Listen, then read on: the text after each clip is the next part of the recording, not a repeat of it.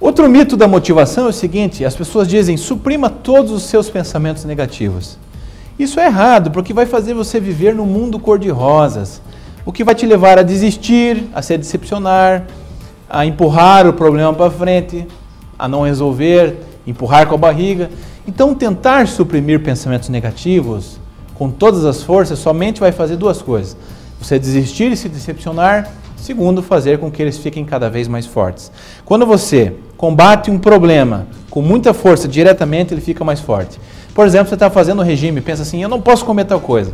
Você certamente vai comer essa coisa, porque isso vai ficar mais forte. A história de uma fábula pode explicar muito bem isso.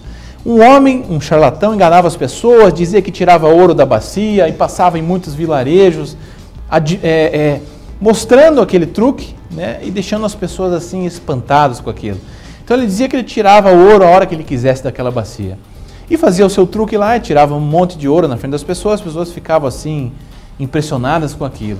E alguns diziam, como é que eu consigo uma bacia dessa, como é que funciona? Né? Ele dizia o seguinte, olha, eu já tenho muito ouro, se quiser comprar eu te vendo essa.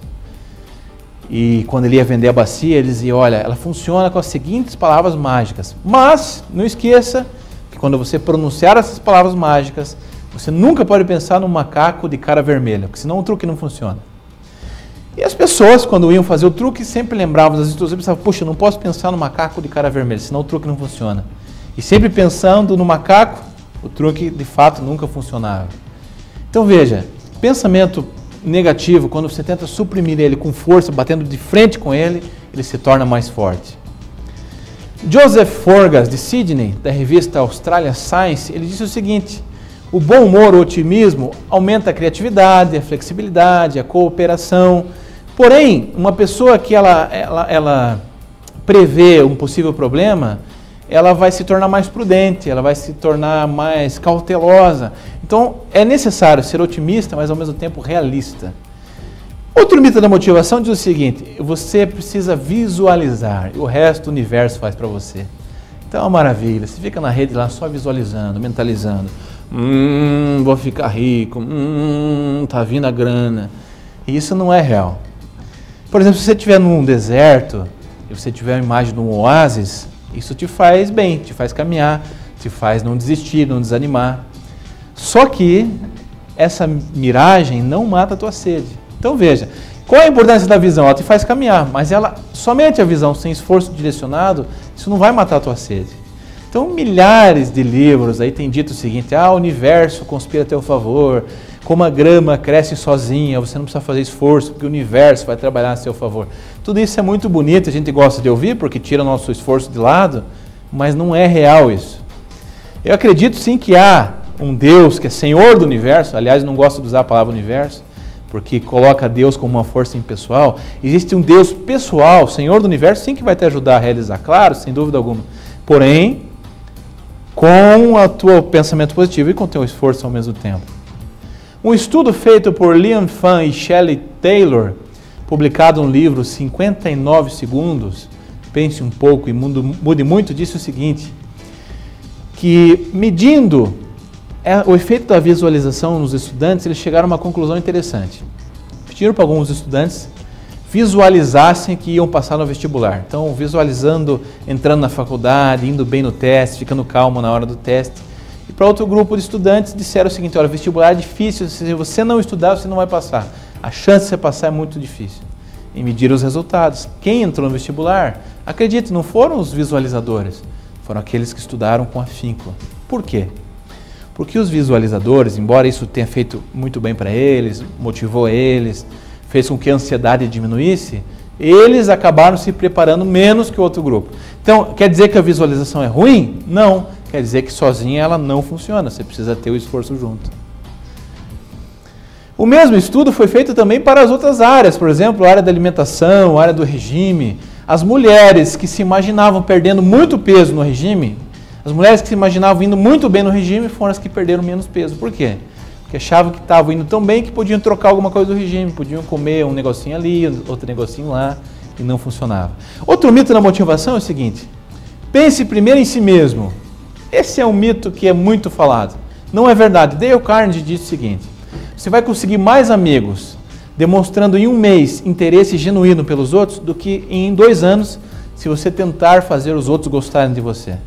Então, primeira coisa, Deus em primeiro lugar, segundo o outro, terceiro você, porque acredite, você vai ganhar com isso, você vai crescer mais como profissional com isso, teu casamento ganha com isso, tua família ganha com isso. Outro mito, destrua a culpa é sempre negativa.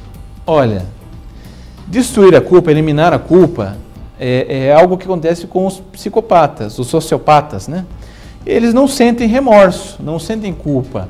E isso é um desvio, isso é um problema, sabe? Não sentir culpa é algo ruim. Ou seja, a culpa é um indicador, a culpa em si mesma ela não é ruim. Agora, o que a gente faz com a culpa, o que a culpa faz conosco, sim. Então, não se trata de eliminar a culpa.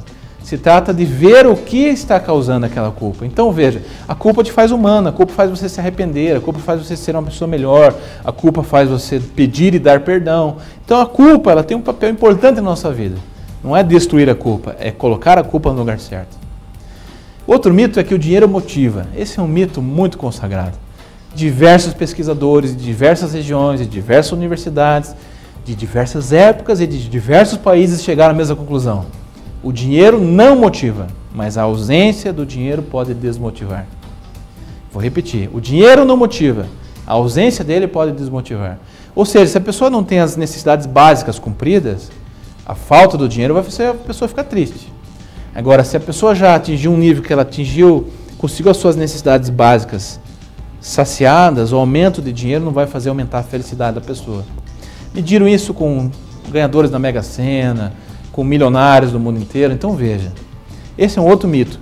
Dinheiro não motiva. E quando você motiva as pessoas somente a partir dessa fonte de premiação financeira, as pessoas acostumam com essa premiação. E isso já, cada vez você tem que dar algo a mais para que a pessoa se mantenha motivada. Então o dinheiro em si mesmo não motiva. A ausência do dinheiro pode desmotivar. Tem uma historinha bacana que eu gostaria de contar para você, que eu recebi na internet, que ela diz mais ou menos o seguinte. Um milionário promoveu uma festa em uma das suas mansões e num determinado momento ele pediu que a música parasse e disse, olhando para a piscina onde ele criava aqueles grandes crocodilos australianos, ele disse o seguinte: quem pular na piscina e conseguir atravessá-la e sair vivo do outro lado vai ganhar todos os meus carros. Alguém aí se habilita? Aquele silêncio. Espantados, os convidados permaneceram quietos e o milionário insistiu. Quem pular na piscina e conseguir atravessá-la e sair vivo do outro lado vai ganhar todos os meus carros e os meus aviões. O silêncio ainda impera. E mais uma vez ele oferece. Quem pular na piscina, conseguir atravessá-la e sair vivo do outro lado, vai ganhar os meus carros, os meus aviões e todas as minhas mansões. Neste momento, alguém salta na piscina, a cena é impressionante. Luta intensa, ele vai dar um soco num, cotovelada no outro, o crocodilo já ia morder a canela dele, sai correndo, solta, se bate com os pés e mãos, se torce com aqueles crocodilos, muita violência, muita emoção, as pessoas lá de fora pasmos, brancos, sem reação, as pessoas esperando o que ia acontecer. Parecia um filme daqueles antigos do Crocodilo Dundee. Após alguns minutos de terror e de pânico, sai o corajoso e ofegante homem, cheio de arranhões, hematomas, quase já sem roupa. O milionário se aproxima dele, bate nas suas costas e dá o parabéns e pergunta: quando e onde você quer que eu lhe entregue os meus carros, os aviões, e quando você quer que eu passe as mansões para o seu nome? Obrigado, disse o homem, mas eu não quero os seus carros, eu não quero os seus aviões, e tampouco as suas mansões. Eu tenho uma bela casa, eu não preciso das suas, fiquem com elas. Eu não quero nada do que é seu. Impressionado, o milionário pergunta: mas se você não quer nada do que eu te ofereci, o que você quer então? O homem responde irritado: eu quero achar o miserável que me empurrou na piscina. Só isso que eu quero agora. Ou seja, ele não fez isso pelo carro, pela mansão ou pelo dinheiro, né? Então, o que motivava esse homem era a vingança, é isso que ele queria. Então, mitos da motivação. Já mais alguns mitos da motivação. Não sai daí.